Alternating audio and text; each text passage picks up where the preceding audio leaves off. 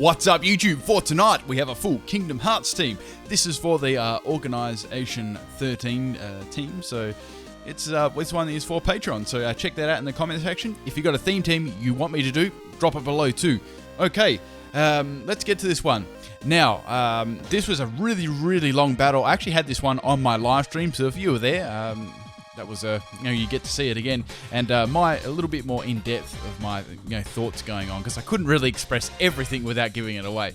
Let's get to it. So we have a Seismitoad lead, and I've got my Manectric lead, which is actually a choice scarf set. I'll go into the sets a little bit into the battle.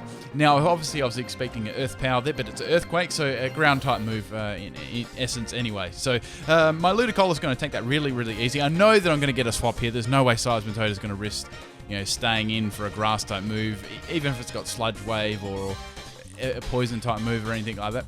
Okay, so Regice is going to come in. I just used Leech Seed there because I knew I'd get the swap there. Okay, now this was a freaking long battle. Mainly, there was two parts where there was quite a bit of stall. I did actually speed those bits up too, so it's not as monotonous. Okay, so I got my Leech Seeds up on the Regice. That's good. Okay, so I'm going to swap out there because I thought it might go... I don't know, I didn't really want to take an Ice Beam, or get Freeze Tax or anything like that. So I swapped in my Typhlosion there. So it does lots of damage. It nearly does half of my health. So I was like, ooh, maybe that's Specs. I was quite certain it was Specs after that damage. So I get a little bit back there with the Leech Seed, which is nice. Typhlosion is... pretty squishy. It doesn't take hits very well. Now, I'm running a physical set. I knew Seismitoad may be coming in, so I just thought, in case the off chance it doesn't, I'll go for the power-up punch and get an attack boost there. Okay, so I knew that I'd probably get one-shotted here by Earthquake. Most definitely get one-shotted. So I thought, well, I preserved my Typhlosion for a little bit later on here. There's not too much I can do there. So into my Umbreon anyway, just to soak up whatever damage this thing was going to do. So it goes for Earthquake again. It doesn't do too much damage to my Umbreon. I'm actually running a Choice Banded Umbreon, and it's got the Sucker Punch, it's got Payback, Retaliate, and Iron Tail for those Ferris. So bit of a different set there, but if used correctly, it can be quite decent. Okay, so I just went for Payback there on the Aggron. So it's going to be Mega Aggron, most definitely there, so I have to swap out. I'm just not going to do enough damage. So into the Ludicolo here. I at least want to get Leech Seed up on this thing, because most of them are just those support ones with like Stealth Rock, Heavy Slam, Thunder Wave, that sort of typical setup there. Okay, so we've got the Stealth Rockets up. That's really going to suck for my Typhlosion, because I'm going to take a lot of incoming damage with that. So I've got to make sure I use Typhlosion well when I swap it in there, because it's not going to be liking too many swap-ins. Okay, so I'm going to go for the Thunder Wave there on the Ludicolo. That's going to be quite annoying. Now, I wanted to get pretty much leave my Ludicolo in as much as I could against this thing. I knew that I could tank it fairly well. Okay, so it's going to swap out there. Obviously, wants to get rid of that Leech Seed. That's fine.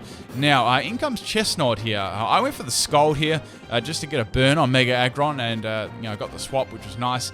And I get the burn on Chestnut, which is really good. That's going to definitely make a massive difference for how well I can tank hits from this thing. Okay, so Chestnut's going to go for the low sweep there. It's going to do nothing due to that burn there. Now that's going to drop my speed, which doesn't really matter anyway. I'm already paralyzed, so that's fine. I just went for Giga Drain to get a little bit of health back. So I'm going to easily win this match up against Chestnut. It's buggered. It really can't do anything to me. So Scald is such a handy move when you get the burn. And then again, you could do it I've done it 5 to 10 times, and I haven't got the burn. So that's the risk of running. Okay, so Regice is going to come back in here. It's going to easily be able to tank any of my moves. That's fine. I wasn't 100% sure that it was Choice Specs, but I was quite positive it was due to the damage on my Typhlosion, which we saw earlier on in the battle. Now, if it was one of those Rest, Sleep Talk ones, I was prepared for that as well. I was going to bring in my Typhlosion or something. Okay, so Ice Beam does way too much for it not to be Choice Specs, so that pretty much guaranteed it there. I'm especially defensive Ludicolo, max health, max special defense, relying on Scald for those physical attackers and tanking them out with the Leech Seed as well. Okay, so I've got the Leech Seed up, that's good. It can't freeze me. I'm good there. I'm already paralyzed. I can't get paralyzed and frozen at the same time. So I thought, well, I could probably swap out here like again into my Kekulon and see what I can do here. So take a little bit of Stealth Rock damage here. I'm quite specially defensive with Kecleon. It's got nice base anyway, but that does way too much there for me on this set. But I wanted to try this out anyway, so this is quite a fun set. Okay, so I've got the Leech Seed up, which is good. That's going to allow me to live another Ice Beam at least there. At this point, I was like, fingers crossed I don't get frozen. Now, Red Geist is going to swap out there, probably thinking, oh, it's a physical set. It's going to have like the power-up punch and all that sort of thing. So the Mega Aggron would be able to tank those quite easily. So I've got the power-up punch here. That's going to be boosting my attack. Now, I've ran a lot in health and special defense as a little bit different.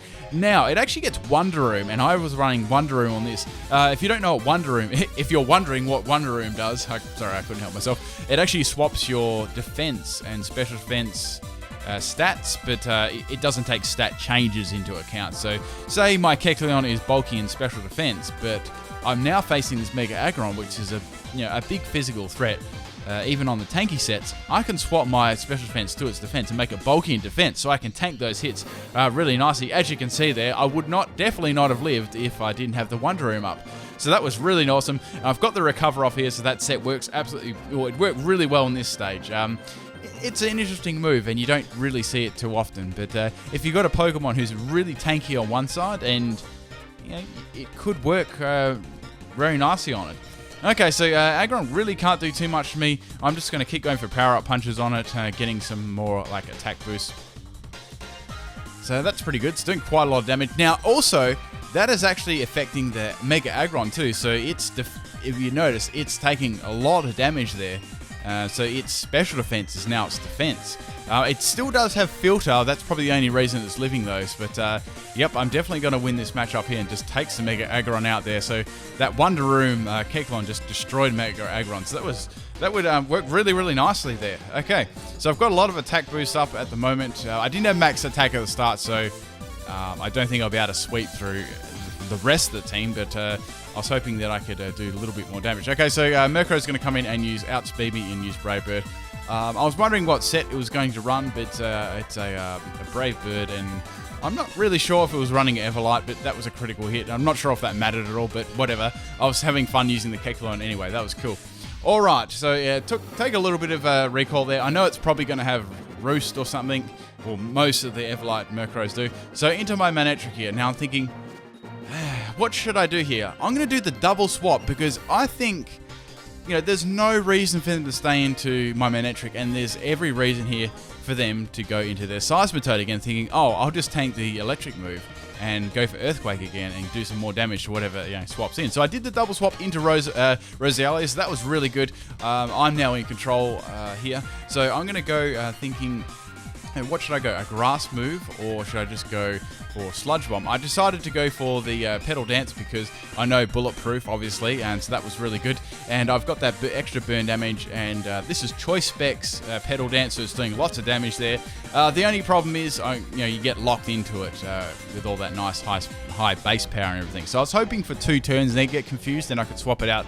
But that wasn't the case. Okay, so I actually face a Pokemon of my own creation set, which is this Braxion. So this is I'm not sure if you've seen me use it before. I've used it quite a while ago, but it works very nicely. It's max health, max special defense with Everlight. It's got Fire Spin, it's got Toxic, it's got Wish, and it's got Protect. I know you're probably thinking, well, Fire Spin's a bit silly, but it does trap them in, and the Toxic damage does stack up very nicely, and it's surprisingly bulky in the special defense.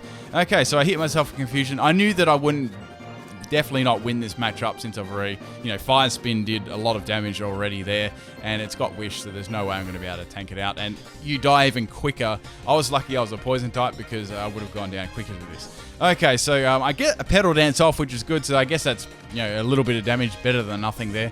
So it would have taken about, judging on that, probably like 4 to 5 Petal Dances to take Braxion out. So there was no way I was going to win that match up there, so Roserade goes down. I think I've been calling that Roselia. Anyways, so this was the real stally part. Mine's actually called Kinnykins. It's it's the Fennekin name you get given. X and Y. Okay, so I get a little bit of health back there with my Citrus Berry that from the Stealth Rocks. I did have that one. I thought, Let's go for the Earthquake here. Unfortunately, it scopes out what I'm going to do. Sorry, I went for Power Up Punch. It's trying to boost my attack. Now I was like, well, I think that Seismitoad's going to come out again. I was like, buggers, I'm getting really tired of this Seismitoad because it's countering a lot of my pokes. So I need to get some sort of damage on it and find out what set it's running, whether it's a really bulky one or whatever. So I see that it's got leftovers. That's cool. So I thought, well, bugger it, I've got a +1. Let's go for some Earthquake. It depends on what set it's running. I should get close to half health, which I do. So I know I burn off my Typhlosion, but having Stealth Rock on the field really didn't help too much. And I don't think it would have made too much difference having Typhlosion there or not. I mean, it might have been handy for Regice, for sure. The Fennekin, Braxion. But I had Ludicolo. Seismitoad was very scared of Ludicolo. There wasn't much it could really do to it outside the poison move. Okay, so obviously I get a swap there, and in comes the Regice again, so that's good. I get paralyzed there, which really sucks. So I had to speed this part up here because it was quite long. Now, so since Regice is Choice Specs, wow, I just take that and I get the Synthesis off. I'm going to be healing myself up here and just praying that I can get past the Parahax and not die to this Choice Specs Regice. Okay, so I get the Leech Seed up there, which is really good. That's nice. All I really have to do is live now, and this thing is going to die to damage in about 3 or 4 turns. Okay, so I thought, well, I could go for Giga Drain or just go for Synthesis, and I thought, bugger it, let's just keep healing. That's my best option. I'm going to get more health back than doing that than going for Giga Drain, since it's got really huge special defense. Okay, so about 2 more turns here, and that is down. Regice is going to go for the Ice Beam. It crits me. I live on 4 health. I'm like, Jesus, that was so close. I nearly wet my pants on stream. So I get my health back there with another Synthesis, and that's going to be enough to take out the Regice. That was a very close and long matchup there. Jesus, this Ludicolo works so well, the bulky set. It's a really amazing Pokemon. Okay, so in comes the Murkrow. I'm expecting, okay, it's probably going to use Brave Bird. Let's go into Manectric here. At least I resist that and I get some damage on it, then probably outspeed and see where we go from there. So it's going to go for the Brave Bird, as I said before, and I get fucking treated by this thing. I'm like, damn it, that really sucks. I think I would have lived it, but badly. But whatever, that's how it is.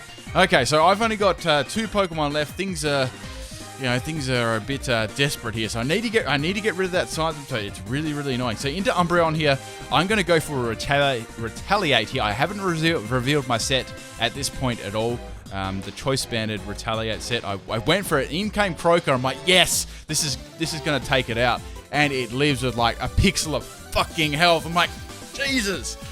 So I was like, good time. So I'm locked into Retaliate. I had to go for it again. I wasn't sure if I had a healing move or rest or anything. Thankfully, I outspeed, and that was just enough to take it out. So that was really good. As soon as I got rid of Seismitoad, the battle started, I started to get back into the battle. Okay, so Kinnikins and Ludicolo was the next real stally part of this battle. It was always Ludicolo, and basically it was always Ludicolo trying to tank all these Pokemon. So I had to speed this part up here too, because it was very long. Now, the problem here was, since I put so many EVs into special defense and health, I didn't quite have enough damage with Scald. And since it was a very specially defensive Braxion, it wasn't like a 1-shot or 2-shot or anything like that. It was actually a 3-shot, and it had Protect and Wish, so it made things quite hard. So my first thing was I was trying to get a crit and take this thing out. I just missed the damn kill there, which really sucked. So I thought, I need to get Leech Seed up. That's quite important here. So I knew to go for Protect again, and I was able to get my health back there. So it's got the Wish up again, which is really quite annoying. So as I said, I knew that I'd be able to win this eventually. If it went down to a really long stall, I think I'd have enough PP to take it out eventually, because it couldn't use Toxic against me, and its really only damaging move there is Fire Spin. I got paralyzed a couple of times in a row, which was quite annoying, so it got all of its health back again, so that really sucked. Okay, so it's pretty much there, just trying to, I guess it's trying to stall out my Leech Seed and my Scald and my Giga Drain. So finally I get the Leech Seed up. Getting that Leech Seed up was very important, because it turned, I think it turned my 2 to 3 hit KO, 3 hit KO nearly into a 2 hit KO. So I just went straight for the Scald there, and as I said, that did quite decent amount of damage. So I'm going to get another round of Leech Seed on there. And as I said, it turned the 3 hit KO into a 2 hit KO, which enabled me to take this Kinnekins out finally. I was just praying that I didn't get rigging Parahaxed or anything, because that really sucked and really against me. So finally I take it out there. That was a marathon bit there once again. And so the last Pokemon they had left was the Murkrow. So I was like, well, let's leave it in because it doesn't have a lot of health left. I'll just leave it in for fodder. And if it somehow does live, I can just bring in the Umbreon and go for Retaliate and finish it off there. And, that definitely takes me out there. I'm pretty sure it was maybe it was Choice Bandit or something. I wasn't sure really 100% what that item was. But it takes itself out with Recoil. And that was a marathon game being 48 turns. So thanks for the battle, Faded Crow. That was really cool. Hope you guys enjoyed this one. Peace out.